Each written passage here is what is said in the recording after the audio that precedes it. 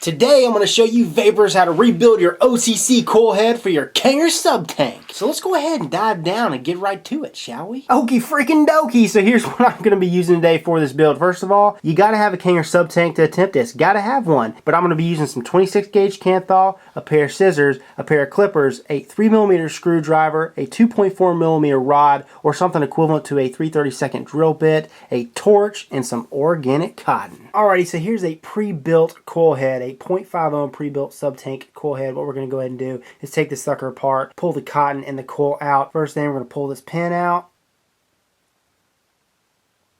Notice how you got one lead coming out the center, and then you got one lead coming out the side. Right there. Pull this little rubber grommet out.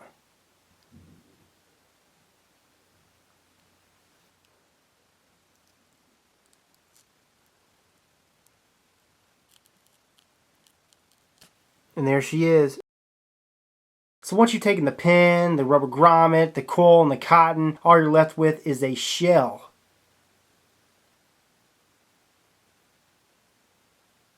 But now it's time to rebuild this sucker. Okay, so first things first, I've got my 3mm screwdriver in my hand, as you can see, and then I've cut about 8 inches of this 26 gauge Kanthal. And you want to make sure that each lead on either side is about 3 inches in length. And then all you're going to do from there is do 5 standard wraps.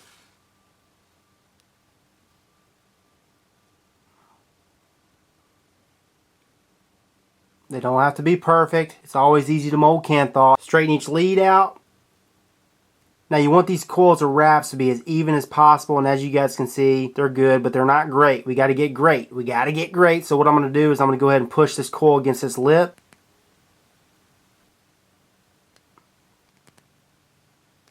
Get in there with my fingernail and pull these wraps. Space them out evenly. And that's what we want right there. Evenly spaced. Next step, slide the coil off the screwdriver. And then all we're going to do is hit her with a torch a couple times. Turn her.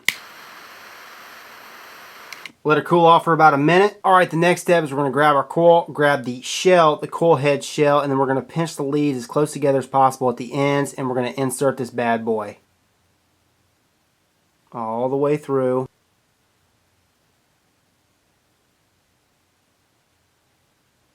Alrighty.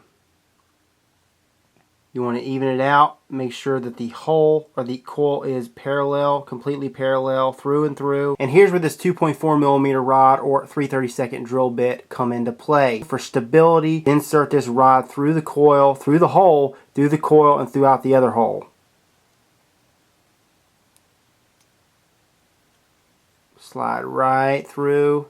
Just like that, and as you guys can see, she's going through the coil. You got to make sure that the coil is centered, okay? It can't be to the right or to the left, because if it is, you don't want it touching on the inner wall of this coil head and shorting out. So it's got to be completely centered. Hold the rod into place. Slide the rubber grommet over one of the leads, like so.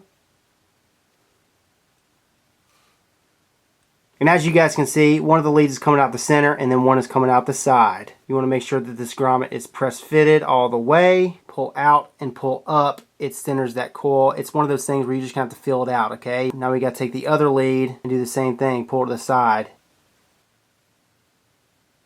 Okay, holding those leads down. And pow! That coil is still centered, baby. Next step, what I've done is I pulled the leads up just a little bit to be even so I can clip them a lot easier. I'm going to take my clippers, get in there nice and tight, and clip it right at the edge. Same thing on the other side. Double check to make sure that the coil is still centered, and she is. Alrighty, so once we've installed the coil, clipped the leads, and got her all centered, what we're going to do is pull this rod out, and we're going to go ahead and insert our cotton. Oh yeah, one more caution. Whatever you do from here on out, do not screw this on your base, on your mod, and get the coils nice, glowing, hot, and red, because if you do that, it's going to burn through the rubber grommet, and you're going to short it out. Alrighty, so the cotton I'm going to be using today, as you guys saw at the beginning, is this Kanger Joe, this organic cotton, and this Kanger Joe it's sandwiched, okay? Each sheet is sandwiched. So what I've done is I've used one sheet, and I've cut a slither about 7mm in width. That's what you want. That's what's worked for me. And all I'm going to do is I'm going to go ahead and twist the end. Twist it nice and tight. Next step, I'm going to go ahead and insert this twisted end through the coil. And gently pull through it. Now you want to feel tension. You don't want it to be like where it's pulling the coil out of place, because the coil's still got to be centered, but you want there to be tension. Too loose and it will flood. Too tight and you're going to pull the coil out of whack. As long as the coil still stays centered and you're able to just pull through and feel tension at the same time, you're good to go. Alright, so next step, I'm going to go ahead and take my scissors and clip right about, not quite on the end, just to where there's a little bit hanging out. Repeat the process on the other side.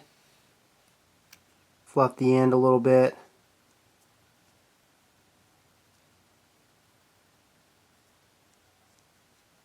Next step, we're going to go ahead and screw this coil head into the base. Primer up with some juice.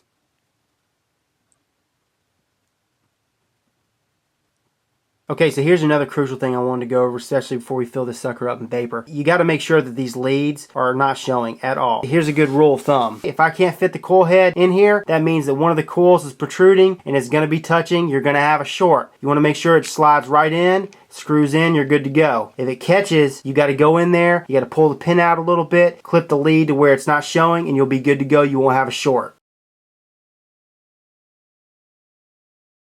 Alrighty, so I got the OCC coil head, the rebuilt OCC coil head, screwed into the base, screwed onto this DNA 40 device, and with the build I just showed you, it should read 1 ohm. I mean, pretty darn close. This is the DNA 40, so it's going to be a little bit down to the T accurate, but yeah, it should be about 1 ohm with the 5 wraps, around a 3mm screwdriver with a 26 gauge Kanthal. So we're going to go ahead and fire her up at 18 watts and see how she does. Oh yeah. So I got this baby all filled up. Let's go ahead and take her back to FaceTime, vape on her, and talk about her. Alrighty, so that is how to rebuild your OCC coil head for your Kanger Subtank. Right now, just like I showed you guys in the close-ups, got a 1 ohm build using that 26 gauge Kanthal, wrapping around a 3mm screwdriver, and boy, she's a vaping a treat. Got her at 22 watts.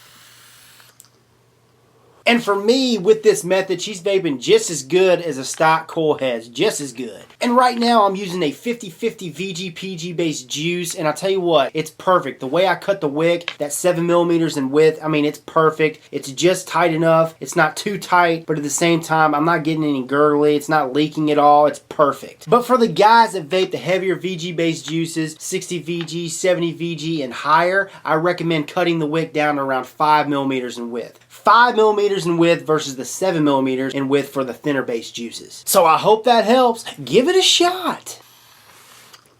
This is Rip Trippers, and remember, smoking is dead, vaping is the future, and the future is now.